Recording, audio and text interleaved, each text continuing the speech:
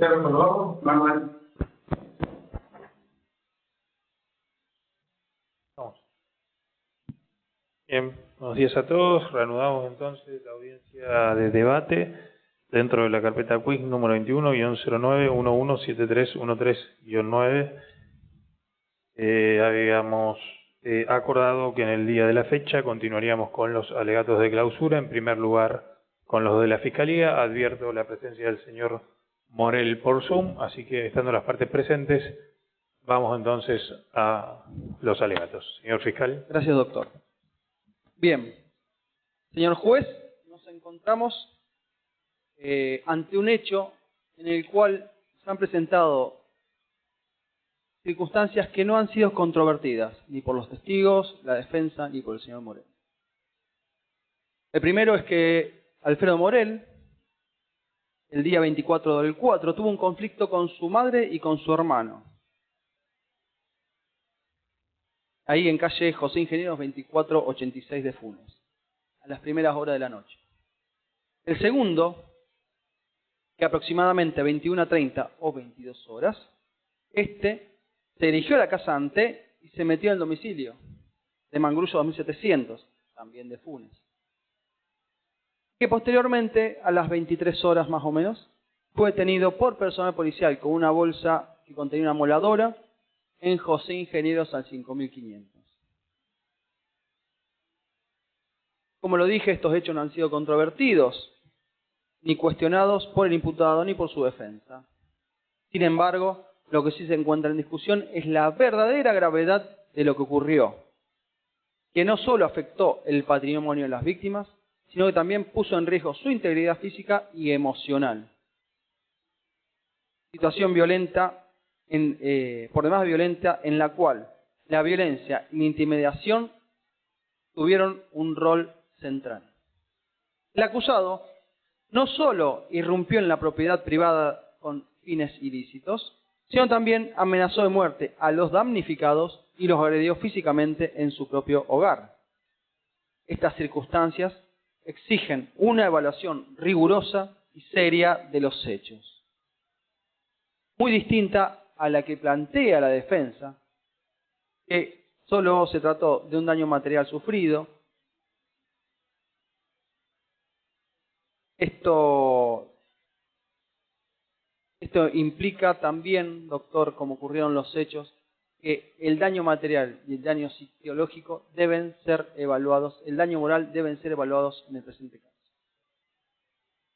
En los testimonios del oficial Benítez y Amé, resulta crucial para entender la gravedad de estos hechos y la peligrosidad del acusado.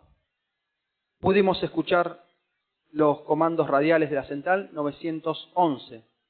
A través de sus intervenciones se confirmó no solo la mecánica del delito, sino también el momento exacto en que sucedió y el estado en el cual los oficiales se encontraron a las tres víctimas. Desde el primer momento, las circunstancias registradas en la central de emergencia alertaron sobre una serie de disturbios en la zona. La primera comisión fue a José Hernández 2486, donde vive la señora Miño. El pedido de comisión fue porque el hijo estaba en estado de ebriedad y no se quería retirar. Al escuchar el audio de la carta de incidencia 8227-087, se escucha que la señora Miño responde que sí a la pregunta del operador si había amenazado. También dijo que quería que se vaya y que estaba en estado de ebriedad. Amé se hizo presente en ese lugar, contestando al requerimiento de la central. Más tarde, respondería vía radial que estaba todo 5-5, que el masculino se había retirado. En su declaración testimonial, especificó que no lo vieron ni lo entrevistaron en ese lugar. Esto encuentra correlato con la prueba objetiva reproducida de la comunicación radial de ese momento, la cual se produjo a las 21:28 horas.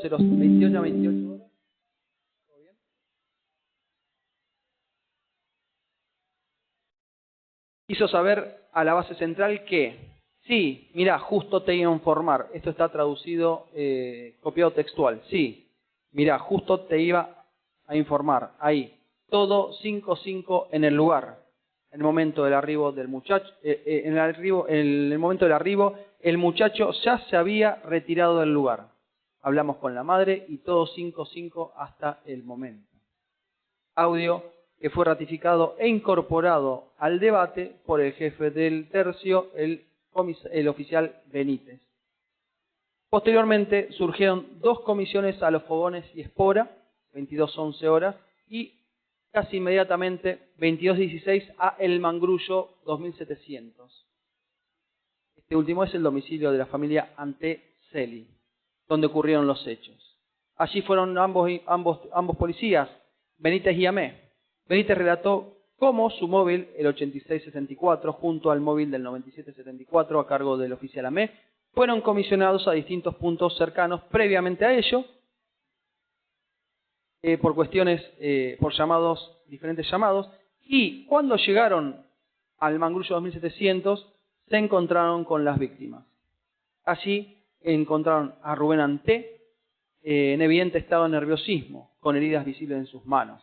La señora María Rosaceli también estaba lesionada, se tomaba el hombro derecho y se encontraba en una crisis de nervios. Rubén explicó, como pudo, a los oficiales que momentos antes había sorprendido a un masculino en su propiedad, vestido con ropa clara y un pantalón oscuro. Esta persona, según sus palabras, sostenía en una bolsa de supermercado un objeto pesado y al verse descubierto lo miró y lo insultó y amenazó de muerte. Rubén Anté relató cómo, cerca de las 21:30 horas, abrió la puerta de su casa y se encontró con un hombre en el patio. Al principio no lo reconoció, estaba oscuro, el reflector no funcionaba, y pudo ver la silueta de esta persona. Luego se dio cuenta que era Alfredo Morel, a quien conoce del barrio, porque es vecino de la zona como Titilo, vive al lado del kiosco David. Morel no estaba en sus cabales, dijo. Se lo veía alterado, fuera de sí, como si estuviera borracho. Su actitud era errática, lanzaba insultos y odio en dirección a la casa y a su madre. En medio de la confusión, Rubén se asustó al ver a Morel, que se encontraba cerca de la ventana de la habitación de su marido Rosa. El testigo declaró que salió de la casa para encararlo, a pesar de estar oscuro y con desconcierto, actuó instintivamente. En estado de shock, se lanzó sobre Morel e intentó frenarlo. Relató que el hombre estaba completamente fuera de control, no podía razonar ni contenerlo. Cada palabra que quiso decirle parecía en vano. Morel, lejos de amedrentarse, comenzó a agredirlo y luego se escapó. Estos gritos alertaron a Sandra y a Rosa, quienes salieron a la vereda después que Rubén ingresara al domicilio a buscar las llaves para abrir el portón. Al encontrarlo en la vereda, la situación escaló rápidamente. Rubén, viendo que no había otra opción, intentó sujetarlo para retenerlo, pero Morel reaccionó inmediato con golpes y forcejeos. Iniciaron una breve pelea en el medio de la calle. María Rosa Celi declaró que mientras la discusión se tornaba más intensa, ella pedía que pararan y que se detuvieran. Morel insultaba, forcejeaba y lanzaba palabras sin sentido, sin mostrar el menor indicio de calma. Fue en ese momento cuando de manera repentina y violenta y sin mediar palabra la agarró con firmeza y la revolvió en dirección a Rosa, a la amoladora. La herramienta hubiera impactado de lleno en la cabeza de la víctima si no hubiese sido por la intervención de Rubén, quien puso su mano para evitar que impactara. Todo ello ocurrió en segundos. Rosa apenas pudo tiempo de reaccionar ante lo ocurrido. El impacto fue fuerte. La amoladora golpeó contra la mano de Rubén, quien pudo amortiguar lo que podría haber sido la agresión directa contra Rosa. Pero esto no detuvo a Morel. Su actitud siguió siendo hostil y no se detuvo. Siguió peleando con Rubén hasta la esquina y luego logró escaparse cuando la víctima desistió de su accionar por calle José Ingenieros hacia el lado de Roldán. Esta situación dejó a Rosa y a Sandra muy conmocionada.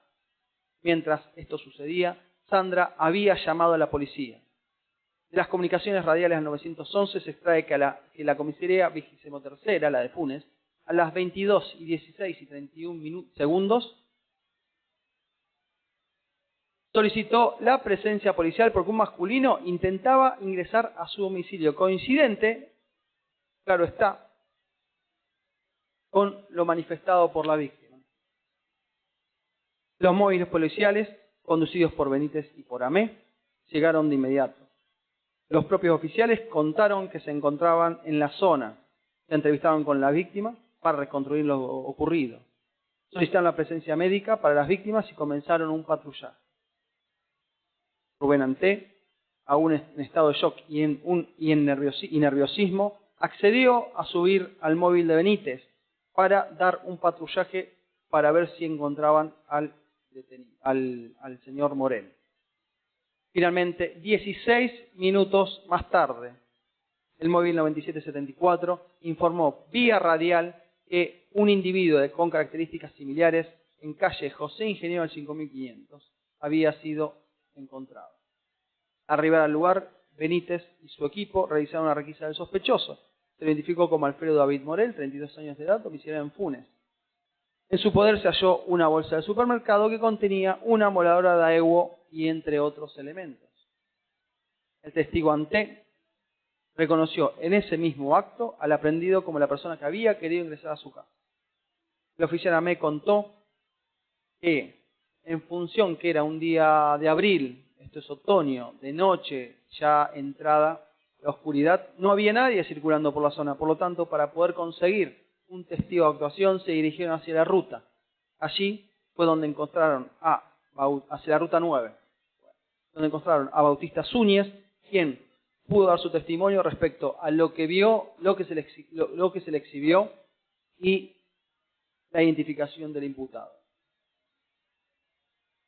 Llegó al lugar del hecho, a Mangrullo 2700, la doctora Guardianelli, quien, dejándose constancia el personal policial, que la misma constató escoriaciones en el cuello y el hombro derecho de Anté, mientras que Celi sufrió un traumatismo en el hombro derecho. Coincidentes estas lesiones con el mecanismo de recibir un golpe con un elemento contundente, ambos del mismo lado. Posteriormente, la médica Lago examinó a ambos también en la jefatura de policía. En relación a Celi, señaló que no observó lesiones en el examen, pero que la víctima refirió dolor en el hombro derecho y la espalda y región cefálica. Por su parte, Rubén Anté manifestó haber recibido un golpe en la mano derecha. La víctima también constató, la médica también constató una escoriación en el dedo medio izquierdo y en la región del tórax superior, también coincidentes con la descripción de la mecánica de los hechos. Respecto a Alfredo Morel, también fue examinado por dos médicos, no uno, dos. En la primera fue examinado por la doctora Bozo. El examen realizado por la doctora Bozo tiene especial relevancia. ¿Por qué? Ocurrió momentos después de la aprehensión. Fue llevado por personal policial. No pertenece a la fuerza de policía. Es una funcionaria pública porque trabaja en un dispensario. Entonces, teniendo en cuenta esas circunstancias, la testigo pudo decir que al momento del examen el imputado no presentaba lesiones, se encontraba ubicado en tiempo y espacio y tampoco manifestó haber recibido golpes. Que si hubiera notado alguna alteración de su psiquis, hubiera dejado constancia de ello. Esto es coincidente con el dictamen del doctor Pavone, médico de policía, quien vio al señor Morel el 25 a las 0:15 horas. El médico se constituyó en la comisaría 23ª, allí en Funes, O sea, 2 horas, el examen fue casi 2 horas después de ocurrido el hecho. Tampoco constató lesiones, aunque sí advirtió que tenía aliento etílico y que estaba en condiciones para ingreso al penal. Asimismo, se encontraba ubicado en tiempo y espacio. La Fiscalía le preguntó qué significaba aliento etílico. El médico precisó que se refería a que había detectado olor a alcohol, lo que deja constancia a fin de que la Fiscalía evalúe la realización de eventuales medidas probatorias. Sin embargo, aclaró que su estado no era grave, ya que no estaba mareado ni descompensado, sino que únicamente presentaba olor a alcohol. Así también dijo que si hubiera notado algún trastorno relacionado a sus capacidades, hubiera marcado necesaria la derivación. Esto se ve a menudo en muchos dictámenes médicos policiales. Esto lo dice la experiencia. Bien, ahora voy a detenerme puntualmente en 3 circunstancias. La primera, el señor Anté declaró inicialmente que por los movimientos de la amoladora pensó que el imputado también tenía un cuchillo tramontina. Ante este relato surge que el momento de incertidumbre vivido por la víctima, quien al ser sorprendida de noche por una persona reconocía el barrio y portando una bolsa con un pesado objeto, llegó a la conclusión que se encontraba frente a una agresión armada, aunque la búsqueda del supuesto cuchillo resultara infructuosa. No debemos perder de vista, doctor, que la violencia no solo fue verbal, sino también física y estuvo acompañada por la clara intención de ingresar a la vivienda con fines de robo. Una segunda cuestión es respecto a la amoladora. La defensa intentó establecer mediante las declaraciones de Alexis Morel, su padre Hugo y la señora Rosas Miño, que la herramienta pertenecía al señor Hugo Morel y que se encontraba en la casa de la señora Miño. Sin embargo, entendemos que no logró el cometido, ya que existen serias contradicciones en sus declaraciones de las que se extrae que la amoladora no le pertenecía al señor Morel, que por lo tanto no pudo nunca sacarla de la casa de José Hernández 2486 de Funes. En ese sentido, la defensa no pudo refutar la producción probatoria que arrojó la investigación. Las víctimas no reconocieron a la amoladora al momento del hecho, pues no habían notado la desaparición. 3 testigos, Rubén, Sandra y Rosa, coincidieron en ubicar que la amoladora de Rosa estaba en forma previa al hecho sobre la mesa de trabajo de la última mencionada, quien se dedica como hobby a la carpintería. Fue la misma Rosa quien reconoció la herramienta como de su propiedad, describiéndola como una amoladora Daewoo de color gris y negro, con una bolsa de supermercado que podría haber sido de allí mismo, pues era común la bolsa en ese entorno. La defensa, al realizar el contraexamen, preguntó a la señora Rosa Celi, de qué color era la amoladora, contestando firmemente la víctima que era negra con gris y unos detalles en naranja. La declaración de Rosa fue corroborada por el comisario Fabricio López, por entonces comisario de la comisaría 23 de Funes, quien al preguntarle respecto al reconocimiento del elemento, la cual se encontraba firmado por la señora Celi, como así también por las fotos de la herramienta secuestrada, reconoció que el acto se llevó a cabo. Un tercer punto.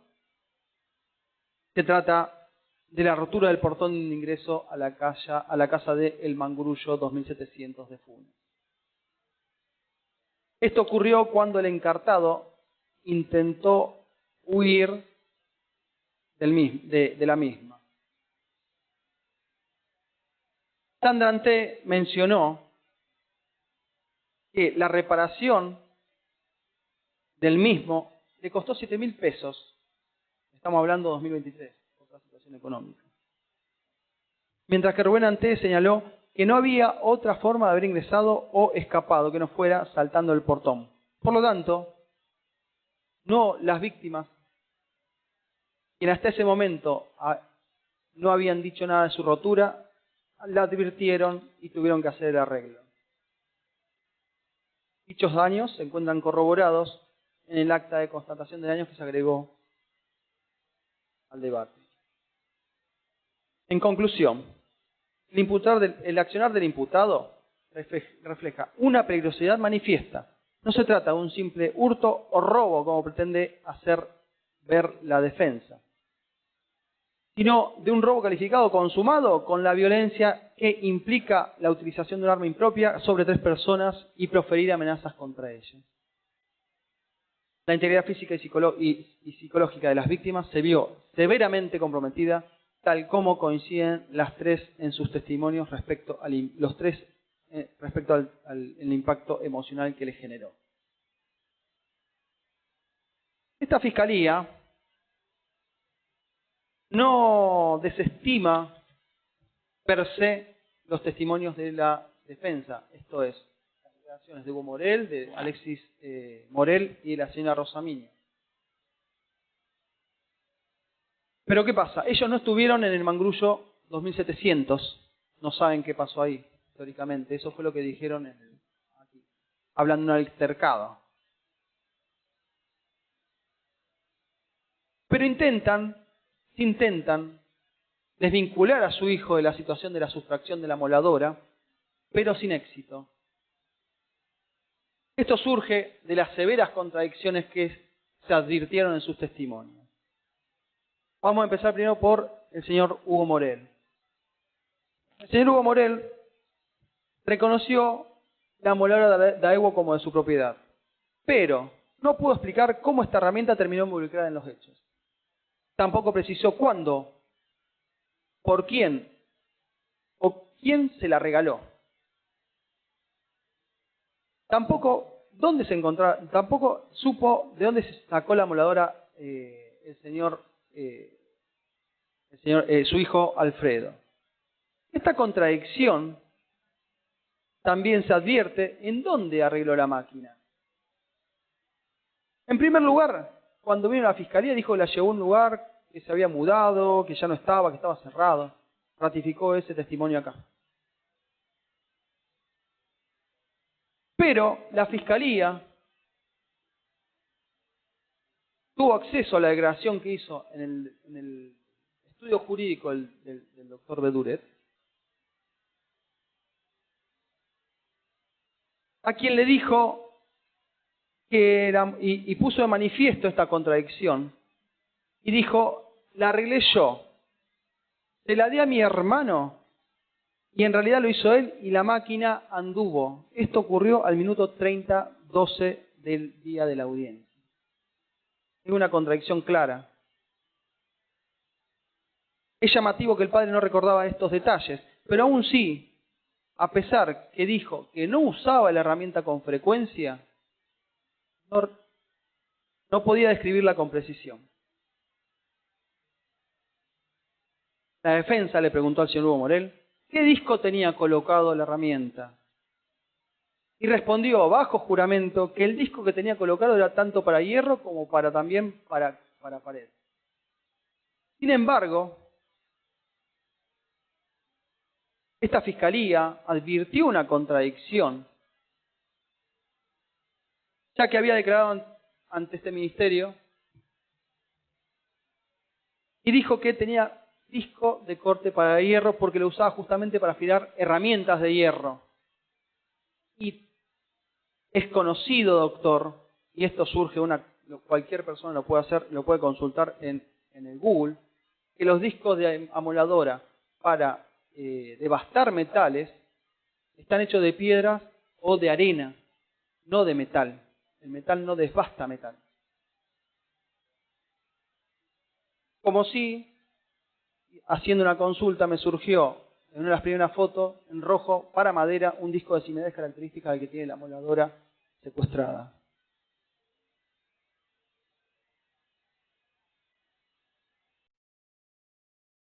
Al ser interrogado Hugo Morel, también mencionó que su hijo era una persona trabajadora, que la mayoría de las veces lo ayudaba a él, pero que lamentablemente estaba perdido por el alcohol y las drogas.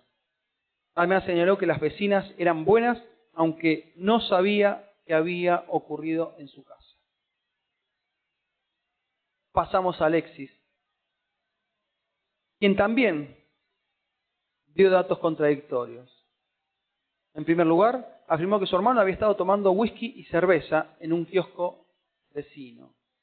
Estaba alcoholizado, que luego fue a su casa a buscar la moladora. Sin embargo, omitió mencionar que el señor Alfredo estaba mostrando actitudes agresivas, lo que provocó el miedo de su madre y el llamado al 911.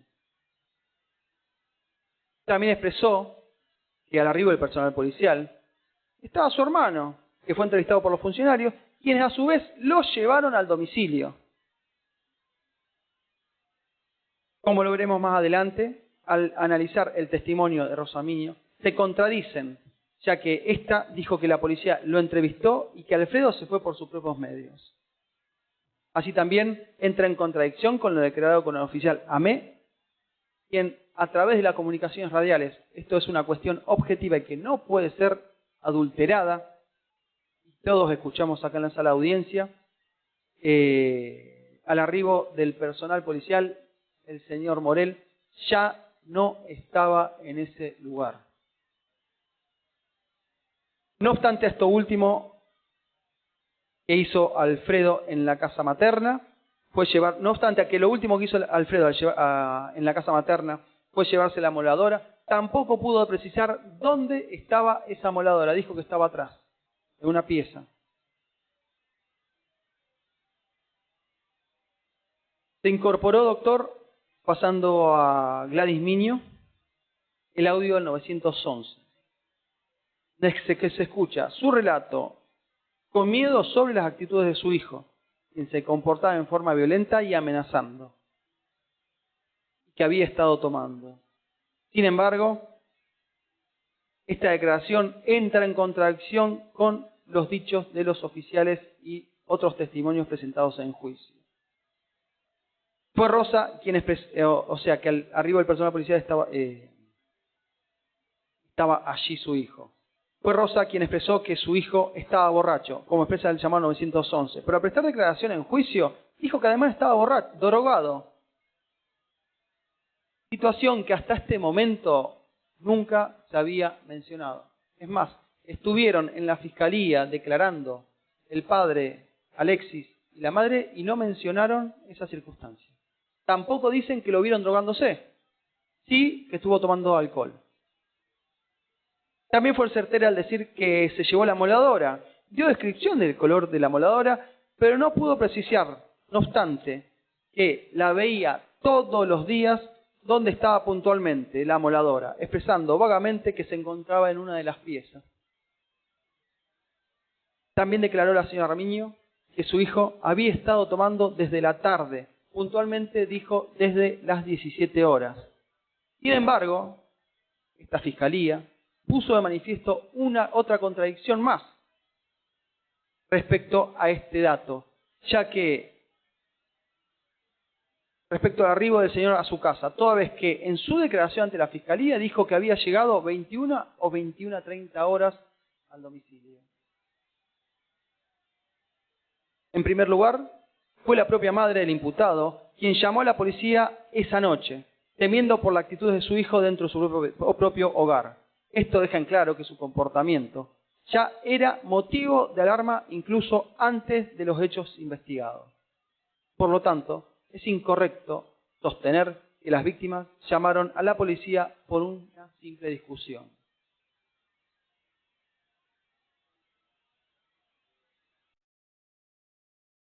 En segundo lugar, expresó que su hijo estaba borracho, como escuchamos en el llamado 911. Pero al prestar declaración, mencionó que estaba drogado también.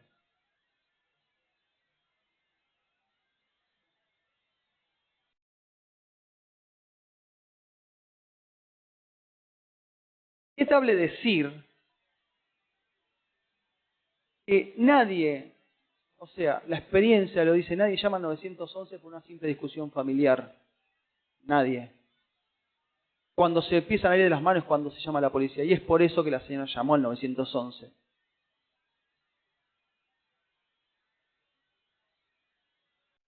Fue la señora Miño también, doctor, quien dijo que la policía la entrevistó a Alfredo, tras lo cual este se retiró del lugar. Pero no obstante, como lo dije anteriormente cuando referí a la declaración de Alexis Miño, Alfredo Morel no fue entrevistado por personal policial, se había retirado.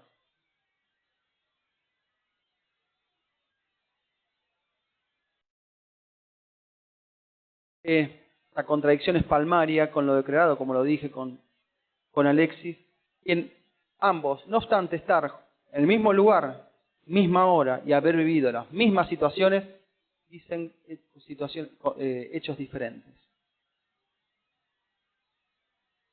La última contradicción surge con el propio Alfredo Morel, quien en la audiencia imputativa el 27/4/2023 ante la doctora Castelli, reconoció haber tenido un pleito con su hermano. Sin embargo, luego de ello, tomó la amoladora y se retiró. La defensa en ese momento, la doctora Maenza, le preguntó de quién era la amoladora y dijo claramente, no obstante que hubo una parte que se cortó, eso se escuchó claro, en mis propiedades. No dijo que era del padre, no dijo que estaba en la casa de la madre, no, es de mi propiedad. Contradiciendo todo lo que ya venimos hablando al respecto. Dejando en claro que la amoladora no era la familia Morel, y sí era la señora Rosa Celi, perdón. Justo se van a llamar igual. Tras lo cual fue detenido en La Taba, y José Ingenieros, dice él, en realidad fue al 5500 de José Ingenieros, porque el día anterior había discutido con un policía, haciendo alusión a un cierto acoso policial. Omitió en su declaración imputado que había estado en la casa y había tenido un problema con había entrado a la casa de Anté y todo lo ocurrido. No obstante, que la víctima había hecho un reconocimiento impropio. El recatado intentó subsanar este error en la audiencia de juicio cuando dijo, tuve un altercado con Rubén. Todo esto, doctor, lleva a la conclusión que las serias contradicciones existentes entre los mismos testigos de la defensa con el mismo imputado no hace más que reforzar la teoría del caso de la Fiscalía, que el señor Morel, luego de irse de la casa, ingresó a escondida a la casa de Mangrullo 2700 durante la noche y se apoderó de la amoladora con las agresiones que ya leímos. Finalmente, aunque Alexis Morel y Gladys Miño insisten en que su hijo y hermano es una buena persona, no pudieron aportar información clara respecto a su situación laboral, solo que hacía changas, más allá del consumo de alcohol, lo que entra en contradicción con sus propios testimonios respecto a que era una persona trabajadora y querida en el barrio. En su alegato de apertura, la defensa también expresó que al momento de los hechos, Morel no comprendió la criminalidad de sus actos. Y aquí debemos analizar en primer lugar que esta circunstancia nunca desde el 2023 fue mencionada. Nunca estuvo en discusión. Nunca estuvo cuestionada por la defensa. No obstante ello, de la producción probatoria se extrae que Morel, si bien tenía aliento etírico, dicha circunstancia no enervó la capacidad de comprender los hechos de los que fue protagonista. A dicho razonamiento se llega cuando tenemos en cuenta que Alexis Morel y su madre dijeron que Morel había tomado una botella de whisky y también de cerveza. 1 litro de whisky puntualmente dijeron. El primero de una bebida blanca de gran valor etílico y que mezclada con cerveza hace una mezcla explosiva que indefectiblemente tiene graves consecuencias sobre quien las tomó. Al menos, por lo menos en el equilibrio. Sin embargo, como lo relataron Celis y Rubén Anté, Morel no solo tuvo la agilidad y capacidad de saltar un tapial de 2 metros, sino que también, al ser puesto en fuga, se fue corriendo. En ningún momento hablaron que iba tambaleando o que estaba errático. Esto a su vez encuentra refuerzo en lo declarado por la doctora Bozo. Y aquí tiene mucha importancia también su declaración, que lo vio instantes después de la detención del doctor Pavone. Ambos, ninguno de los dos, más allá de el doctor Pavone dejó constancia de aliento etílico, notaron ninguna situación que lleve a necesitar una derivación que si hubiera necesitado, lo hubieran hecho y que hubieran dejado constancia de esta circunstancia. No obstante, no se hizo porque no existía. Abona dicha teoría el hecho que el señor Morel, al momento de ejercer su defensa material, fue conteste y coherente con los hechos imputados. Se encontró en condiciones de inventar la teoría alternativa a la situación, dando cuenta de que su razonamiento al momento del hecho estaba totalmente vigente. Ahora voy a pasar, doctor, a la calificación legal. A este respecto se advierte sin problema que la calificación legal del hecho atribuido se subsume en el artículo 166, segundo, primer párrafo. Esto es, robo calificado por uso de arma impropia en calidad de autor, artículo 45. Dicha conclusión se arriba cuando tenemos en cuenta que el señor Morel ingresó a la casa de Manguso 2700 de Funes, tomó la amoladora de la mesa de trabajo que estaba en el hall de entrada y antes que pudiera retirarse fue sorprendido por Rubén Antene. En este momento fue cuando comenzó el forcejeo, dentro del cual el encartado utilizó la amoladora, elemento contundente y pesado, como arma para golpear a las víctimas. La utilización de este armamento está acreditado en los testimonios de Ante y Celi, y también por la constatación de las lesiones de la doctora Lago y Guardinelli. Como expresó en el alegato de apertura esta circunstancia, se expresó en el alegato de apertura esta circunstancia, no vulneró el derecho de defensa, toda vez que tanto en la audiencia imputativa, donde se hace mención de las evidencias y se describen las evidencias, este fiscal hizo descripción de la utilización de la amoladora como elemento contundente, lo cual fue mantenido en la audiencia, también fue expresado en la audiencia preliminar. Recuerdo que en ese momento el doctor Beduret cuestionaba la utilización de un cuchillo y una amoladora al mismo tiempo y revoleaba las manos en esta forma.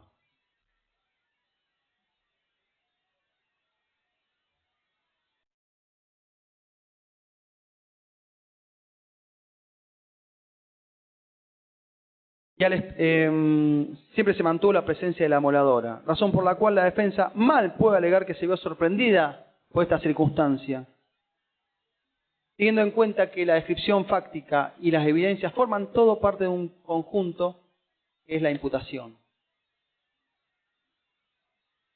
Esta circunstancia, como expresa esta circunstancia de que mientras la plataforma fáctica se mantenga tanto en la imputación, en la acusación, en la audiencia preliminar y en el juicio, la variación de la calificación legal puede ser realizada, y aquí es lo que ha ocurrido. Así lo enseña el doctor Hauchen en su Tratado de Derecho Penal. Este autor mantiene esta circunstancia, es quien hace referencia a la variación de la calificación legal. Aún puede ser variada por el juez, salvo que sea agravada la situación. Dicho de otro modo, en el presente hecho no se han modificado los hechos. Estos son los mismos del momento de la audiencia imputativa, la acusación, la audiencia preliminar, y la prueba producida dio cuenta de todo lo que estoy diciendo. Me voy a referir a la consumación, al modo de al estatus de consumación del delito.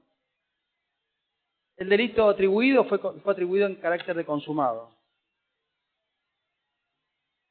Y esto mantiene soporte en la evidencia, en la teoría doctrinal que voy a eludir.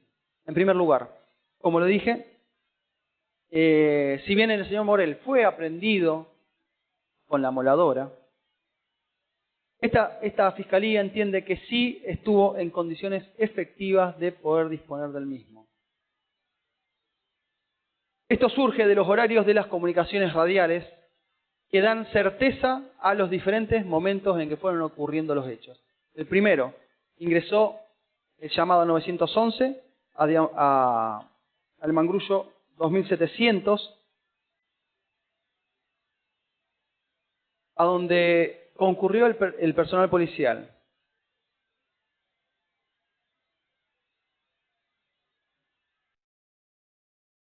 Entre una cosa y otra, entre el llamado 911 y la aprehensión de Morel en el José Ingeniero al 5500, transcurrieron 16 minutos. Esto fue acreditado justamente, como lo dije, por las planillas de los horarios de las comunicaciones.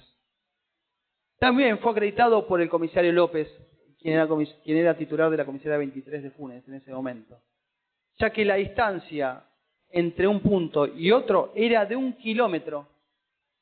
Y según el Google Maps, el tiempo que se tarda en transcurrir todo ese trayecto es de 14 minutos caminando.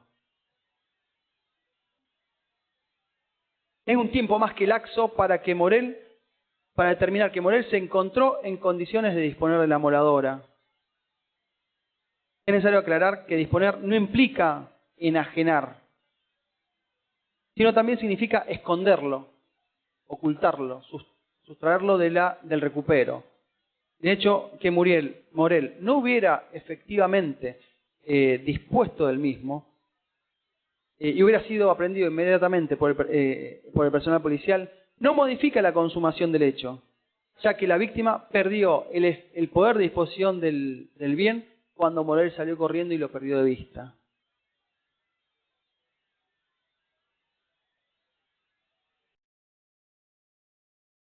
Existe jurisprudencia, doctor, que avala lo que estoy diciendo, puntualmente la Cámara de Casación número 3, que hace referencia a esta doctrina, y también de la Corte Suprema de Justicia de Buenos Aires.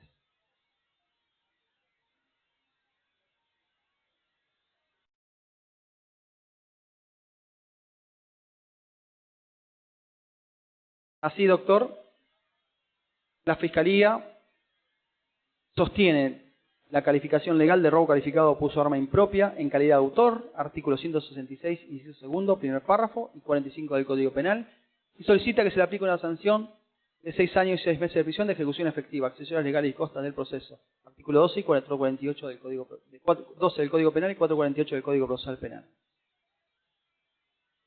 Fundamento de la pena. En primer lugar, el hecho ocurrió en contexto en el cual las víctimas estaban en una situación de vulnerabilidad. Era la noche, ya estaban bajando las actividades. De hecho, Rosa y Sandra estaban en la cama yéndose a dormir cuando el señor se mete en la casa, violando, a mi criterio, una de las cosas más sagradas que tiene una persona, que es el domicilio. En forma inesperada y violenta, en donde en una zona calma, donde hay poca gente, porque como lo dijeron, fue acreditado una zona esto lo dijeron los policías, lo dijo también las víctimas, es una zona de casas de fin de semana, donde hay poca gente viviendo, y por demás de calma, donde no esperaban el ataque. Y el señor Morel, aprovecha estas circunstancias para desplegar su accionar violento contra ella. El daño es grave. Es grave. Acá no se habla solamente de una amoladora. Estamos hablando, como lo dije, analizando el daño material, daño moral y físico, en donde las víctimas fueron violadas en su libertad de ingreso al domicilio, fueron atacadas con un grave riesgo para la vida de Rosa, que si no hubiese sido por el accionar de Rubén, que paró la amoladora, y más con un disco de corte, porque encima el disco de corte tiene un montón de filo, no se sabe qué hubiese pasado. Y la situación que vivieron cómo quedaron luego de este hecho, en una situación de nerviosismo que requirió atención médica. Como lo dijeron Rosa y Sandra, es clara, una clara mención de que esto no se refiere, este hecho no habla de una simple circunstancia de daño contra la propiedad, sino también el daño moral torna una gran relevancia.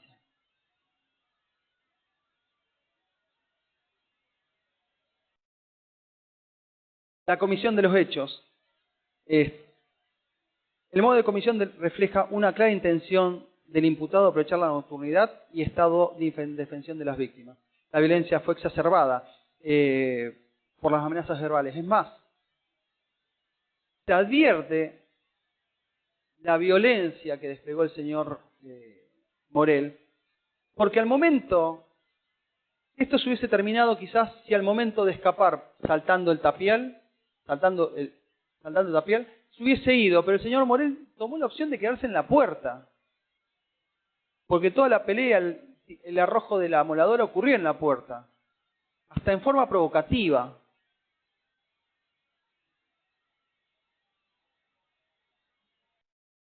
Lo cual lleva un escalón más alto todo lo ocurrido.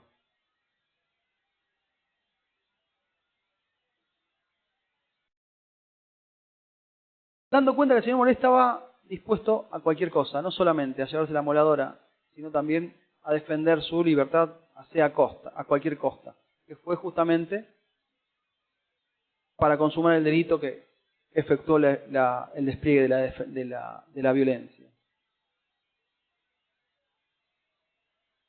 Respecto a las condiciones de Morel,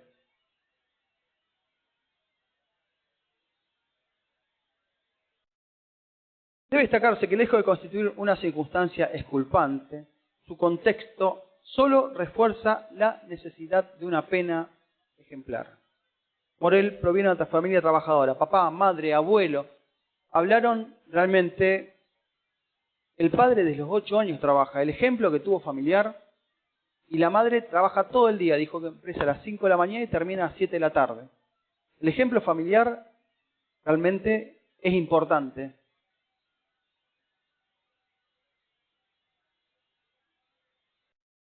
Tuvo acceso a la educación, como lo tenemos en la hermana, que terminó el secundario y terminó abanderada. Claramente tuvo la misma educación y las mismas guías que sus hermanos. Enfrenta problemas de alcohol y conflictos familiares, pero esto no resta responsabilidad a sus hechos. Su capacidad de elección estuvo intacta, a pesar de su contexto, y eligió no actuar conforme a la norma. Este comportamiento muestra que, a pesar de contar con los recursos simbólicos necesarios para conducirse de manera adecuada, optó seguir un camino de la legalidad, siendo plenamente consciente de ello. No obstante, lo que dicen Alexis, Hugo y su madre, el señor Morel no se ha acreditado que el señor Morel desarrolle actividad alguna. No se ha presentado ningún testigo que así lo acredite, quiero decir, patrón o alguien que le haya dado trabajo. Esto es coincidente, a su vez, por lo declarado por el testigo de la defensa, Pablo Forti, quien hablaba que más de una vez lo encontró dando vueltas cerca de las 8 de la mañana, horario en que todo el mundo sale a trabajar. Y justamente, ¿qué iba a hacer Pablo? Estaba yendo a trabajar y lo encontraba vagando en más de una oportunidad, dijo, que lo levantaba y lo llevaba hasta su casa.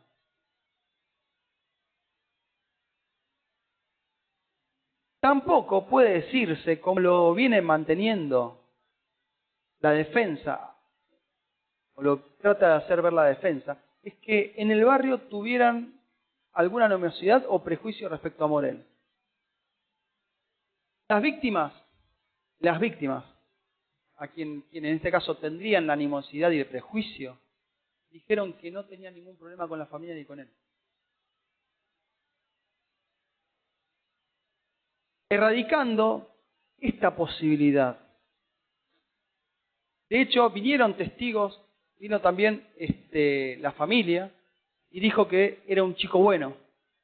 No vino nadie a decir que era malo, pero este hecho lo cometió, este hecho lo ejecutó.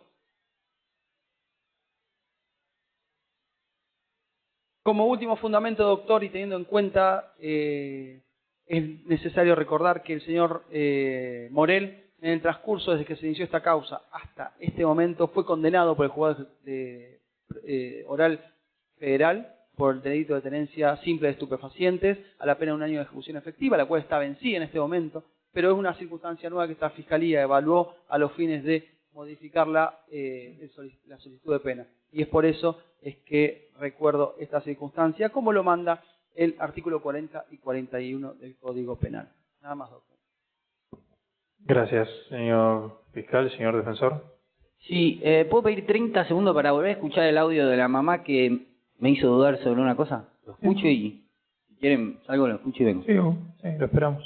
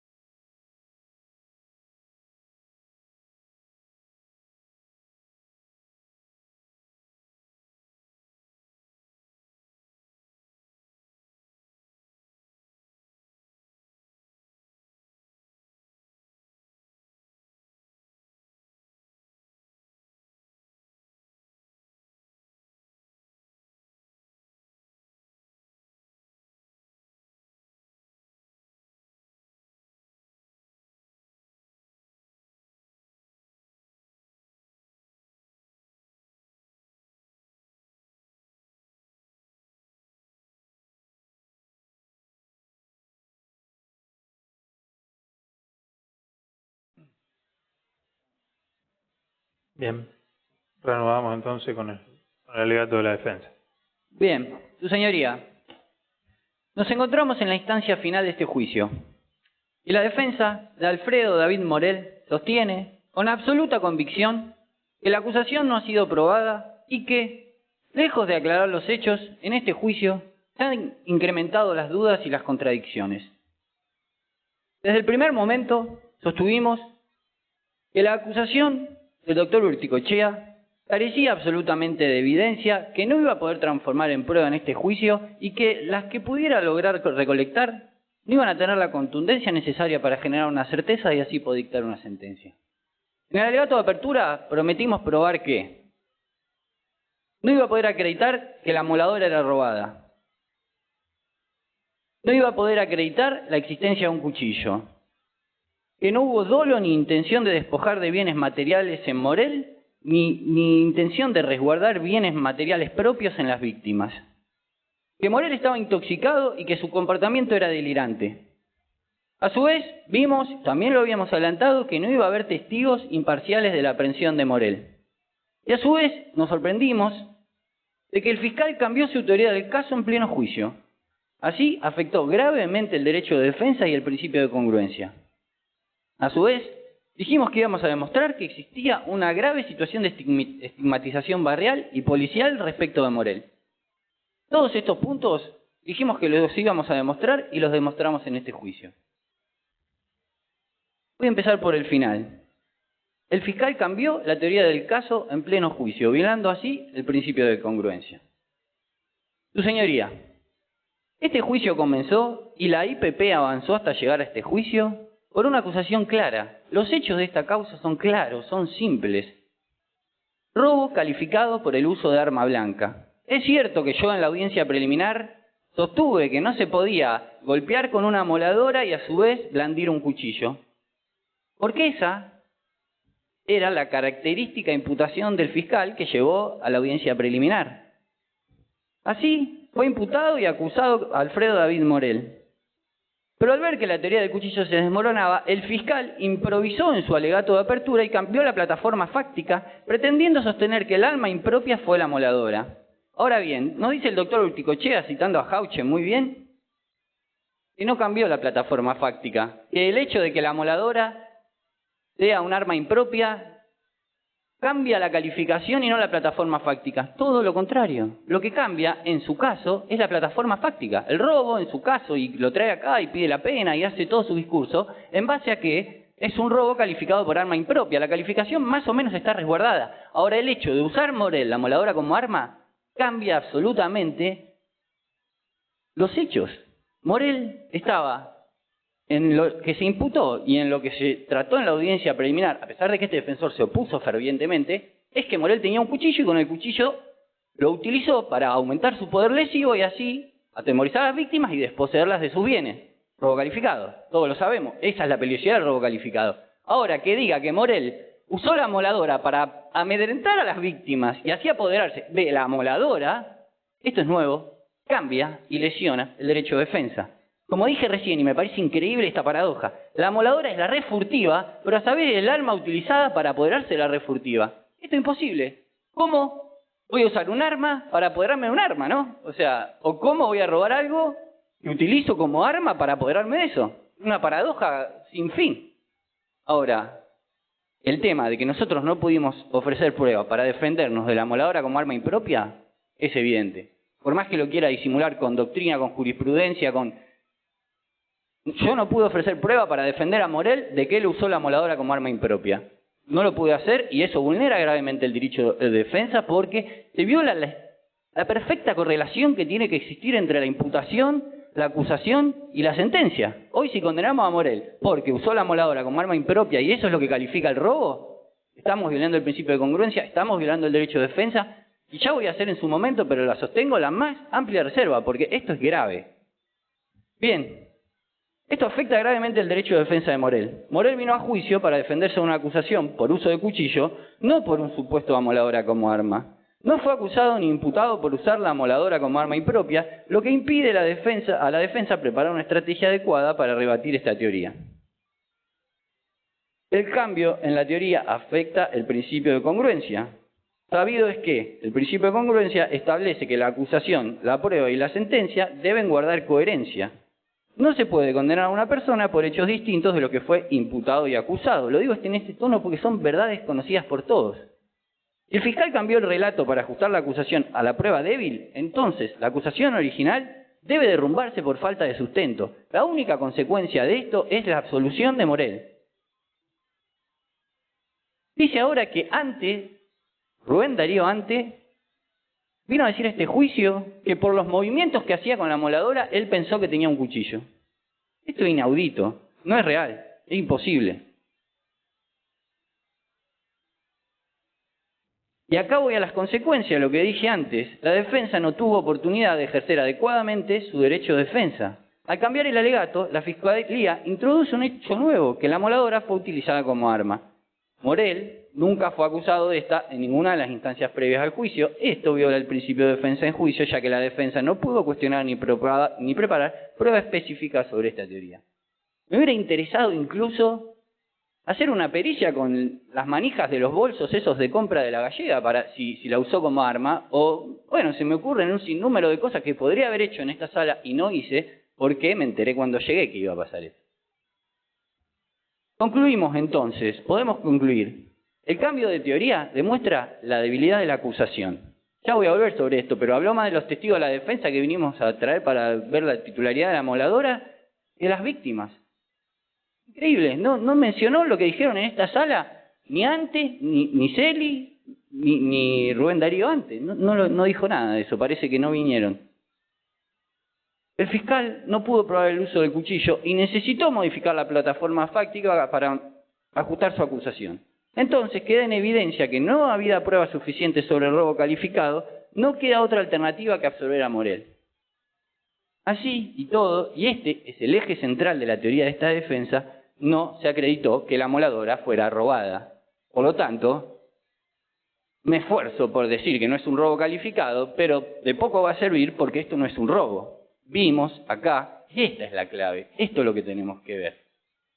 La moladora no fue robada, la moladora no era de las víctimas, la moladora era de la familia Morel. Así, y analizando los testimonios traídos por esta defensa, que se enfuerza el fiscal en desacreditar mostrando contradicciones que no son tal, ni una sola contradicción seria.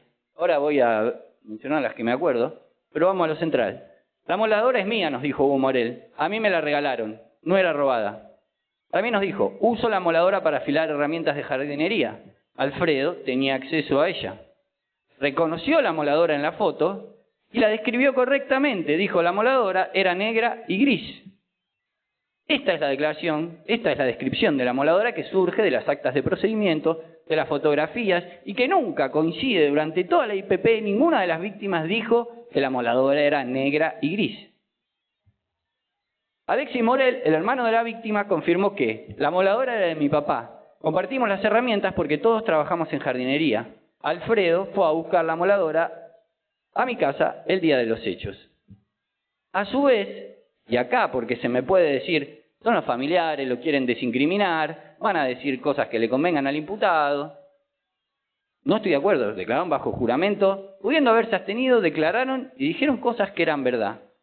El tema de, por ejemplo, las contradicciones, antes de entrar a lo que verdaderamente importa, que son las declaraciones de las víctimas. Dijo que una de las contradicciones era, por ejemplo, que Morel estaba borracho y no dijo que estaba borracho y drogado. Bien, le volví a preguntar, ¿se puede estar borracho y drogado? Dijo sí. En su declaración previa, Hugo Morel nos había dicho que el disco que tenía la moladora era para cortar fierro. Acá nos dijo que era para cortar fierro y pared. No es contradicción. Le pregunté, ¿fierro y pared? Sí, fierro y pared. Cuando Hugo Morel dijo, le cambié los carbones, el fiscal dice, se contradijo porque lo llevó a una casa que no sabe dónde queda para que arreglen los carbones. Le pregunté, ¿cambiarle los carbones quiere decir, le hice cambiar los carbones? Sí, me dijo. Bien, Rosa Miño, la última contradicción, así no aburro con esto. Rosa Miño, mi hijo llegó a las 21 a la casa de ella, pero estaba tomando alcohol en el minimarket de al lado desde las 5 de la tarde. No hay contradicción. Las víctimas, ahora sí, no supieron decir con certeza que la moladora era de ellos. Hubo grandes contradicciones en la ubicación y en la propiedad de la moladora. Rosa Celi, acá, nos dice, no recuerdo si era mi amoladora. Sandra Ante, no estoy segura que sea la amoladora de Rosa. Rubén Darío Ante, no sé si era la amoladora que estaba en mi casa. ¿Qué pasó acá? ¿Qué pasó? Y voy a hacer brevemente un repaso histórico sobre los hechos de esta IPP. Porque la mayoría del material lo introduje, pido que no me interrumpan, sé que la mayoría lo introduje y el que no introduje no lo voy a mencionar. Se produce este encuentro de Morel. No es mentira que nosotros no controvertimos los hechos, pero bueno, nosotros controvertimos que ocurrió todo, no aseguramos nada. Se produce este encuentro, Morel está en la casa, a los dichos siempre las víctimas. Morel está en la casa, Rubén Darío lo sorprende, se da una pelea. No dijo nada el fiscal, que recién en el juicio reconoció que le dio una paliza a Morel. No dijo nada de eso. Morel sale de la casa, Rubén Darío vuelve a buscar la llave, por eso esto, y me adelanto, lo de los daños en el portón no están contratados para nada, un daño en el pasador, pero Rubén Darío, y lo dijo el fiscal en el alegato, vuelve a buscar la llave para abrir la puerta, entonces no entiendo cómo el pasador estaba roto. Y entonces ahí Darío Ante se da la pelea, toda la circunstancia que ya sabemos. Morel golpea con la amoladora a los dos, se va. Cuando viene la policía le toma entrevista a los dos, tanto a Rubén Darío Ante como a María Rosa Celi, y María Rosa Celi dice, no notamos faltante alguna, y Rubén Darío Ante dice, no se robó nada. Ya le había pegado con la amoladora a ellos. Esto lo sostengo desde que conocí los hechos de la causa, digamos. Después resultó que ellos fueron, como lo explica el fiscal, fueron a buscar su amoladora y no estaba. La amoladora de ellos era negra y naranja, la que se robó, la que tenía Morel, que no se la robó, que era de su familia, era negra y gris. Bien. Entonces, ¿qué dice el fiscal? No, pero después descubrieron el faltante y dijeron, se robó la amoladora. También surgieron grandes dudas sobre cuál era la ubicación. Decía que estaba en una mesa de trabajo, pero ni Sandra Ante ni Rubén Darío Ante pudieron decir cuándo fue la última vez que vieron la amoladora. Y María Rosa Celi nos dijo, hacía mucho que no la usaba. Entonces, ¿qué pasa? Está todo claro. O sea, más allá de que para condenar a Morel necesitamos la certeza, está absolutamente claro que no estamos seguros, por lo menos, de que esa amoladora que tenían las víctimas sea la que es aprehendida en poder de Morel. Entonces, hubiera terminado el juicio el primer día. No dijo nada el fiscal de todo esto. Son sus testigos. Parece que no vinieron. Ya vimos que son serias y graves las inconsistencias en cuanto a las características de la amoladora. A su vez, María Rosa Celi señaló que su amoladora no tenía protección. Consta en la foto agregada en estos autos que la amoladora secuestrada a Morel tiene protección. No es una cuestión menor para quien usa una herramienta que tenga o no tenga protección. A su vez dijo que la usaba exclusivamente para hacer trabajos en madera. Y acreditamos, y esto sí lo acreditamos y es indiscutible, que tenía un disco que no sirve para madera. El disco que tenía la amoladora no sirve para hacer trabajo en madera. Esto es prueba objetiva. Esto no es una cuestión opinable, una distracción de un testigo, no. Esto hasta se lo hice valorar al testigo de aprehensión, porque dijo que le gustaban las herramientas. Los discos para madera son dentados. Este disco no es dentado. Nos dice el fiscal que los discos para afilar herramientas son de madera, de arena o piedra. Es cierto, son discos de desbaste, se llaman esos. Y son para afilar herramientas. Pero con un disco de cortar hierro como el que tienen esto, una persona muy versada que trabaja a los 8 años puede afilar una herramienta. Un disco de corte de hierro que sirve para todo, por eso dicen madera o pared. Al disco lo que vos le pongas lo corta. Ahora, si pones madera la quema antes de cortarla. Y esto no hace falta buscarlo en Google, esto lo sabe todo el mundo. Entonces, hacemos una conclusión. Es la conclusión de este juicio. Si la amoladora no era de las víctimas, no hay robo. No hay robo. En la audiencia imputativa, Morel no dijo la amoladora era de mi propiedad, dijo la amoladora era de mi mamá. Y bueno, es lo mismo, porque ya vimos acá cómo entre todos compartían la herramienta. Ese tema de que no pudo precisar en dónde estaba, las herramientas en la casa de la señora Miño, lo digo porque la conozco, están en la pieza de atrás, le dicen. Es una pieza que está toda llena de herramientas. Porque todos usan la herramienta de todo, y está toda llena de herramientas. La pieza de atrás, dijo. Mentira que no pudo precisar, no hay ninguna contradicción. Lo dijo Alexis Morel, lo dijo Hugo Morel, todos comparten las herramientas y las usan entre todos. La moladora era de ellas y no existió robo. Ese es el eje central de nuestra teoría del caso. Y lo dijimos desde el primer momento. Es lo que vinimos a hacer este juicio y lo logramos.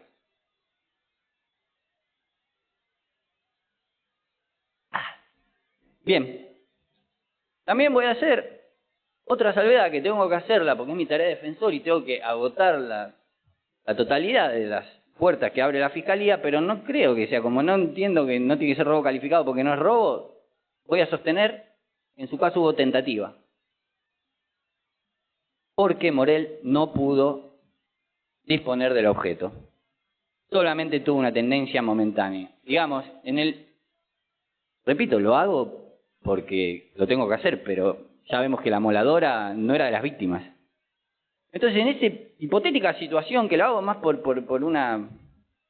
un tema intelectual de ejercer bien mi ministerio, pero que no creo que tenga ninguna posibilidad de ser adoptada una sentencia. Morel nunca tuvo control ni disposición del objeto, ya que fue detenido a pocas cuadras del lugar sin intentar venderla ni ocultarla, como dijimos en el alegato de apertura. Darío Javier Benítez nos dijo que la circulación de gente en la zona era nula. A su vez, y ya voy a venir de esto, voy a volver, el estado psíquico de Morel en ese momento. Y a su vez, este tema de que la policía tuvo que ir a buscar un testigo a otro lado. Ser testigo, todos sabemos, es una carga pública. Viene un policía y te dice, tenés que ser testigo y es obligación. Morel hubiera encontrado a otra persona, hubiera tenido que esa persona comprar una moladora. O sea, cualquier persona obligatorio ser testigo, te agarra la policía y te lleva a ser testigo. Ahora, no cualquier persona quiere comprar una moladora. Entonces no había nadie. Pero si hubiera habido una persona, después dice que no la hubiera podido ocultar. ¿No la ocultó?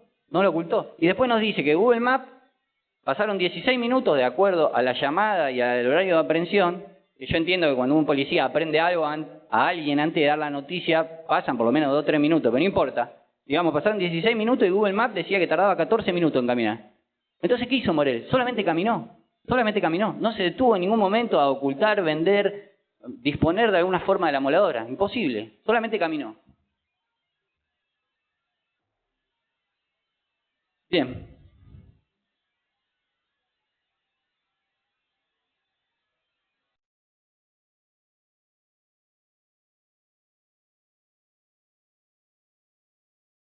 Bueno, pese al cambio arbitrario en la teoría del fiscal, tampoco pudo probar que Morel usó la moladora como arma impropia para robar.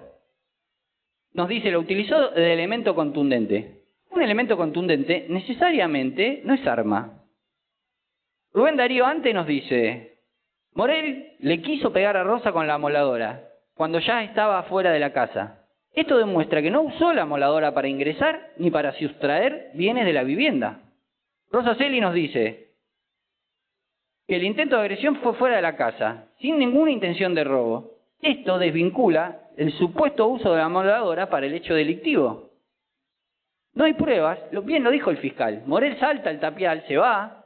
Si hubiera sido un robo, Morel desaparece de la escena, pero no. Morel se quedó ahí porque Morel no estaba en un hecho, situación de robo. Morel estaba teniendo, como dijeron todos, como él lo entendió y como lo vivió él, y como también lo vieron las víctimas, un altercado. No hay pruebas de que la moladora haya sido usada como arma para intimidar o amenazar a las víctimas en un contexto de robo. No hay prueba alguna. Las víctimas en ningún momento dijeron queríamos recuperar la moladora. Rubén Darío antes reconoció que le dio una paliza, pero en ningún momento se preocupó, después de darle la paliza, por recuperar la moladora. El fiscal así intentó forzar la teoría del arma impropia sin tener en cuenta que el supuesto uso violento fue posterior al hecho y no como medio para sustraer los bienes. Esto se ve muy bien en las declaraciones previas, se ve perfectamente.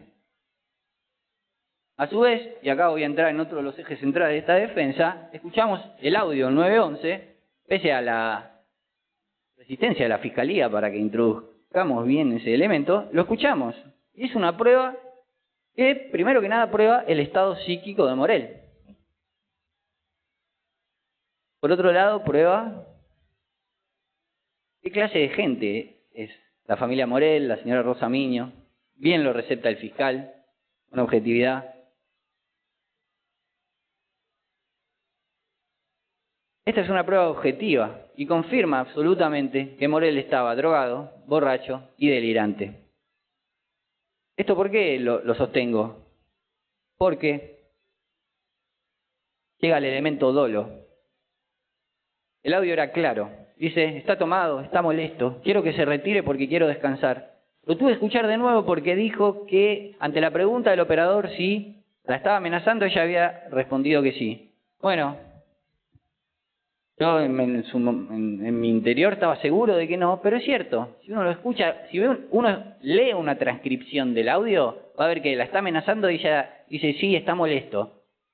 No quiere decir que la está amenazando, quiere decir como que la estaba molestando y que ella quería dormir. En ningún momento la señora está atemorizada o muestra, como dice, he sabido en la experiencia, acá estamos en un juicio, lo que necesitamos es prueba objetiva. En la experiencia nos dice que una madre llama al 911 cuando se pasa las manos. No sé qué quiere decir. Todos acá dijeron que él nunca se ponía agresivo. Una larga historia de consumo problemático de estupefacientes, jamás. Un pelo a su mamá, no sé qué quiso decir, pero la señora se asustó. Y el estado de ánimo de la señora es clarísimo, es clarísimo. Es una prueba que escucha el contexto. Al final dice, ahí entró de nuevo a mi casa. Yo me lo imaginaba entrando a buscar la moladora.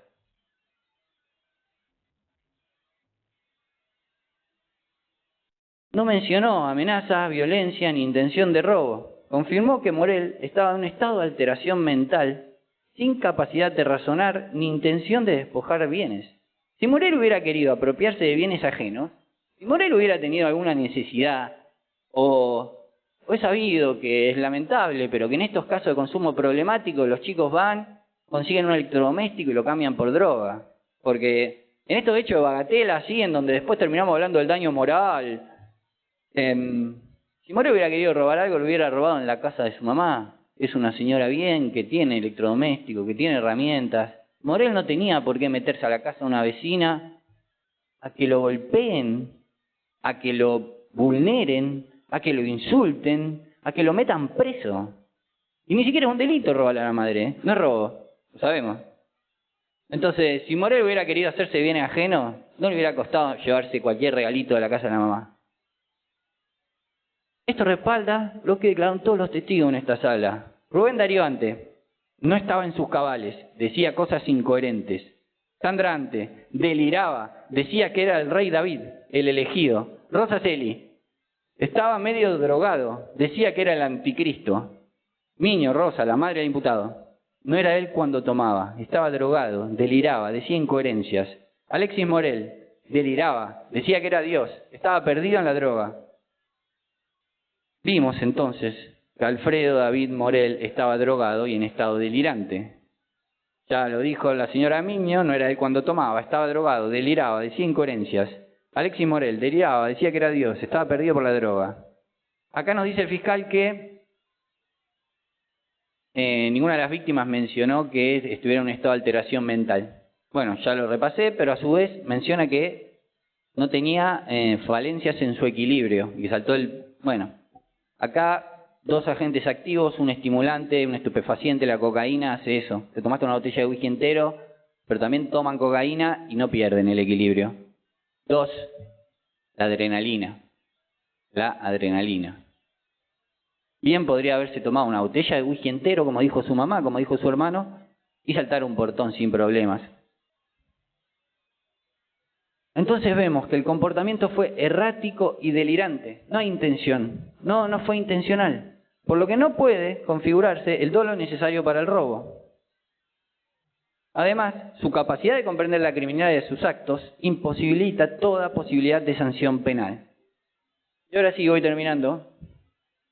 Por todo lo expuesto, esta defensa solicita la absolución de Alfredo David Morel por faltas concluyentes. La absolución porque jamás, entiendo que demostramos que no hubo delito, pero sin duda, no pudimos pasar el umbral de la duda, valga la redundancia, y que exista la certeza necesaria para condenar a Alfredo David Morel. Imposible. que se declare la invalidez del cambio de la teoría del caso del fiscal y, por tanto, que no se considere de ninguna manera la utilización de la amoladora como arma impropia y que en su caso cambie la calificación a hurto o robo simple. A su vez, considero que el grado de consumación del hecho no se encuentra probado y que en su caso debería tratarse de una tentativa de hurto, una violación de domicilio en concurso real con lesiones leves, aunque creo que el camino correcto en este caso es la absolución. Nos habla del pedido de pena, que también lo varió y también fue sorpresivo. En la audiencia preliminar sabía que Alfredo David Morel estaba procesado por el delito de tenencia simple. Esto es una prueba que abona todo lo que la defensa dijo. Yo también fui su defensor en esa causa y tenía 45 gramos de cocaína, Alfredo David Morel. Lo procesaron para tenencia simple porque encima era toda para él. Y esto es una sentencia, es un instrumento público dictado por el Tribunal Oral Federal 1. No es una cuestión menor, lo usa en su contra, pero yo creo que hay que usarlo a su favor. La situación de consumo problemático de estupefacientes. Estamos hablando de una persona de 33 años que no tenía antecedentes. O sea, llegó hasta sus 33 años sin cometer ningún delito y después de golpe le dieron ganas de salir a apropiarse violentamente de bienes ajenos y hizo este raíz delictivo. No. Acá, como probamos, como vimos en esta sala, lo que tenemos es una situación de consumo problemático de cocaína de larga data. Esto es algo que a nuestros chicos les está pasando todo el tiempo. Todo el tiempo se dan estas cuestiones. Él es un poco grande, es verdad, para que le pase esto. Normalmente le pasa, empiezan a consumir a los 16, 17, a veces antes, y esta situación llega a los 24, 25. Voy elaborando las conclusiones finales, así ya está todo más que claro. Este juicio demuestra que la acusación fue improvisada, cambiante y carente de pruebas sólidas. El cambio de teoría del fiscal no solo demuestra la debilidad de la acusación originaria, que hace 2 años que lo tiene privado de su libertad, sino que viola el derecho de defensa y el principio de congruencia. No hubo robo, no hubo cuchillo, no hubo arma impropia amoladora, y lo más claro, no hubo dolo. No hubo robo porque un robo es la desposesión, una cosa mueble, total o parcialmente ajena. Esto no fue lo que hizo Morel. No hubo cuchillo porque ni un solo testigo vino a este juicio a decir que Morel tenía un testigo. Eso quedó claro cuando el fiscal cambió su teoría sobre la marcha y vino a decirnos que hubo un arma que califica el robo y que fue una amoladora. Ya me despedí al respecto, pero estoy cerrando para sintetizando para cerrar. Y acá, otra cuestión fundamental que sí probamos es que Morel no tuvo dolo como intención y voluntad. La intención y la voluntad tienen como plataforma la libertad. Y en este sentido, en la capacidad de autodeterminación que tuvo Morel al momento de los hechos en la puerta del domicilio de la señora Celi y la señora Ante, fue mínima, restringida,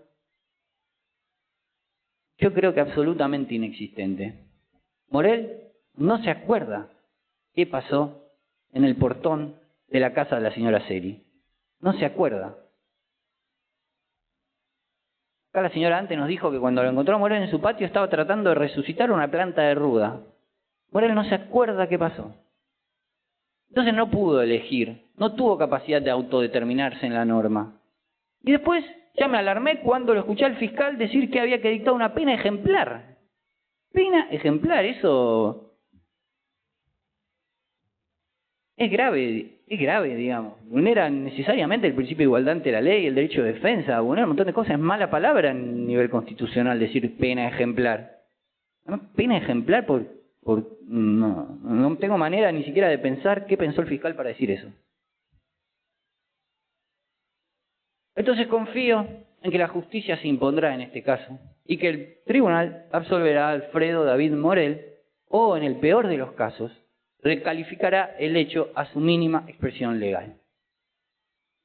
Hago la más amplia reserva de derechos por violación a la inviolabilidad de defensa en juicio cometida por la violación o la variación de la teoría fiscal, en este tema en el que ya me explayé demasiado, pero que no pudimos defendernos adecuadamente en cuanto a que usó la amoladora como arma. Hubiéramos planteado otra estrategia que no pudimos plantear.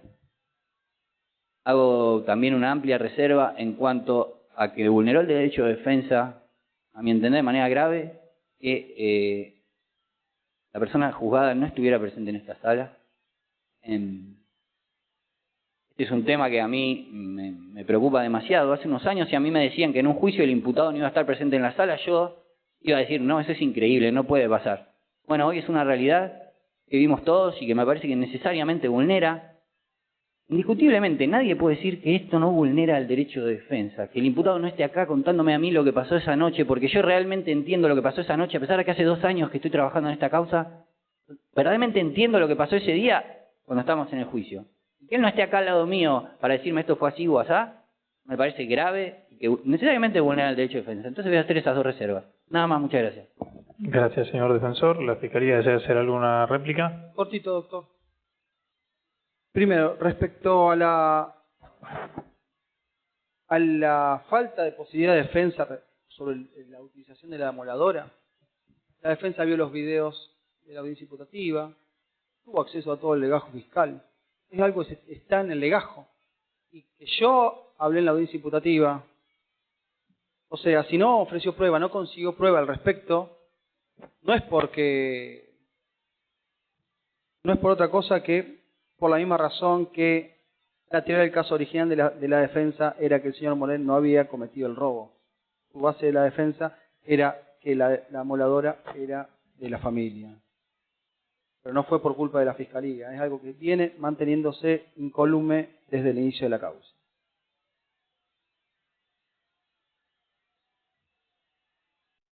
Respecto a la descripción de la amoladora, lo vimos nosotros.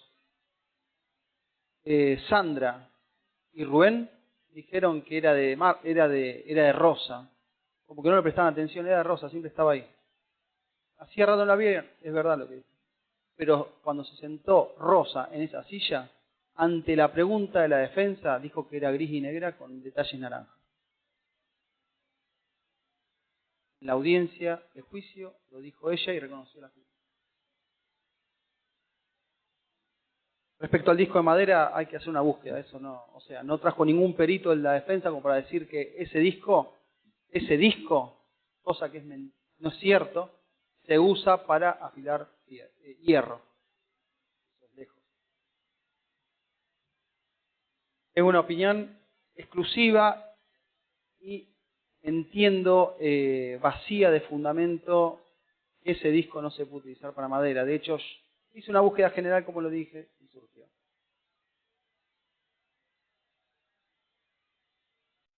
La consumación del delito ya me referí, voy a hablar respecto a la utilización del arma. Doctor, esto es algo que está en el artículo 164. No, o sea, es algo que viene de la figura base. Sí, me voy a oponer. Ahora un momentito. No es materia de réplica, ya está volviendo a desarrollar lo del arma impropia. No, durante la formulación de alegatos no voy a permitir objeciones, sí voy a permitir el más amplio uso de las palabras de las partes, para en caso de cualquier manera, yo advierto que fue abordado por la defensa, es uno de los tópicos abordados por la defensa, por lo tanto está dentro de lo que el fiscal puede ahora abarcar en la réplica. La defensa dice que el arma fue utilizada afuera y por eso, la amoladora fue utilizada como arma afuera y por eso no tiene que ingresar dentro del tipo. Pero el 166 remite al 164 como base y puntualmente dice que cuando la violencia sea desarrollada para facilitarlo, consumarlo o lograr la impunidad. ¿Qué es lo que ocurre acá?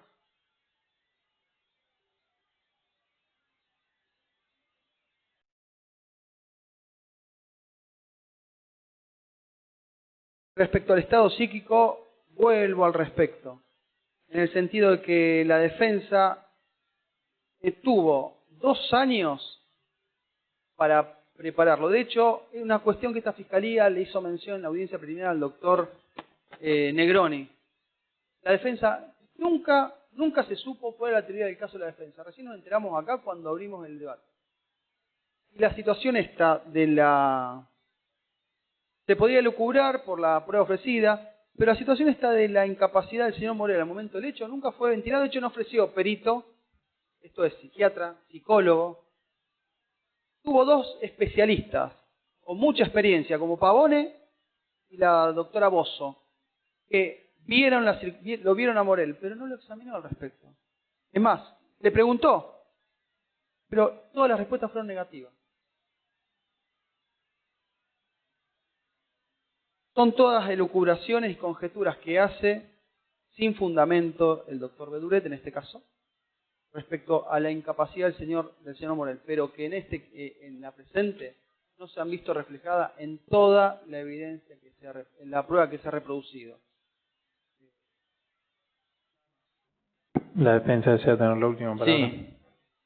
Bueno, en cuanto a el estado psíquico de Morel al momento de los hechos, lo dicen todos los participantes, víctimas y no víctimas, familia del acusado. El doctor ya habló al respecto. No, eso fue abordado por usted, así que del mismo modo le voy a permitir a la defensa que tenga la última Lo dicen palabra. todos, y sí demostré que Pavone y Bosso tuvieron un contacto mínimo, rutinario y escueto con el imputado y no pudieron percibir en qué estado estaba. A su vez lo vieron 2 horas después de estos hechos y no... Demostré, sí, que no tuvieron contacto prácticamente con él. Eso que está ubicado en tiempo y espacio, no sé de dónde lo dedujo, pero los dos dijeron que se notaba que había estado borracho, que tenía aliento etílico. Y después dice, hubiera traído un perito para demostrar, primero, que nunca se trató de ninguna manera. Y segundo, que esta defensa carece absolutamente de medios económicos para hacer tal tarea. No, además no es obligación de esta parte. Me dice, hubiera traído un perito para lo del disco. No.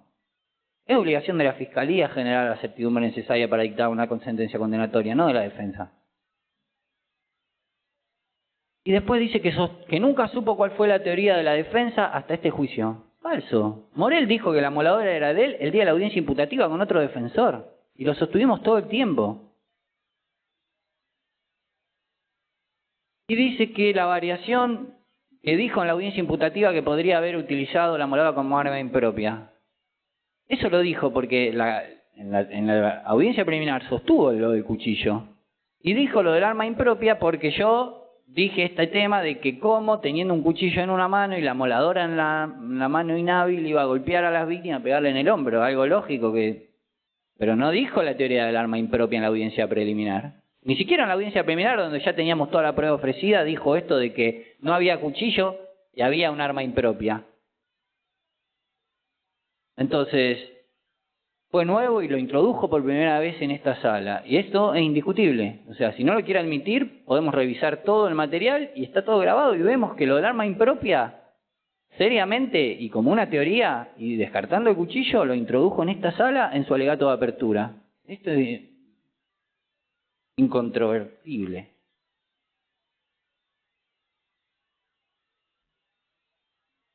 De todas formas, creo que estas discusiones, y voy a terminar con esto, carecen de sentido porque lo que demostramos con claridad y total fuerza en esta sala es que no hubo una disposición de una cosa bien total o parcialmente ajena. Acá no hubo robo, entonces no tiene sentido discutir si es robo calificado, robo simple, robo consumado, robo en grado de tentativa. Lo que no hubo fue robo. Morel no le robó a nadie una moladora la noche del 24 de abril de 2023. Nada más, muchas gracias. Bien, doy por finalizado el debate. El artículo 329 bis en cuanto a la declaración de impacto implica que la víctima podrá ser escuchada por este tribunal. El señor fiscal, las víctimas depusieron, no sé si usted les comunicó este derecho y ellas... Sí, no me expresaron la necesidad de hablar. La necesidad de... Bien, en ese caso entonces vamos a pasar directamente a la deliberación y tengo entendido que está previsto para el día miércoles el veredicto. Entonces los veredictos normalmente son al mediodía. Bien, gracias. Convoco las partes para el día miércoles en horario a confirmar, pero en principio siempre es a las 12 y en sala a confirmar para... Bien, es posible también que esté a las 2 de la tarde. En el horario en que se ha comunicado por la oficina de gestión el día miércoles daré a conocer el veredicto. Muchas gracias, que tengan todos buenas tardes.